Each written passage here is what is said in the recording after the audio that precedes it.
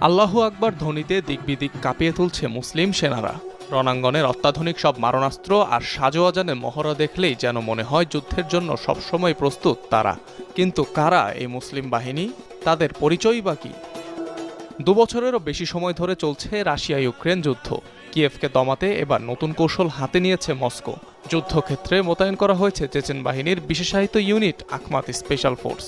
রণক্ষেত্রে Chechen বাহিনীর সাথেই কাঁধে কাঁধ মিলিয়ে যুদ্ধ করবে তারা, এমনটি দাবি বিশেষ এই বাহিনীর কমান্ডারের। বিশেষ অভিযানের একদম শুরু থেকেই ফ্রন্ট লাইনে আছে আখমাত বাহিনীর সদস্যরা। আমরা কখনোই দ্বিতীয় অবস্থানে ছিলাম না, কারো পেছনেও অবস্থান করিনি। এই অঞ্চলে যুদ্ধ করা আমাদের জন্য অত্যন্ত আনন্দের আর গর্বের। এরই মধ্যে ইউক্রেনের দ্বিতীয় বৃহত্তম শহর খার্কিভে মোতায়েন করা হয়েছে আখমাত স্পেশাল ফোর্সের সেনাদের। নিয়মিত অংশ নিচ্ছে নানা অভিযানে। নিজেদের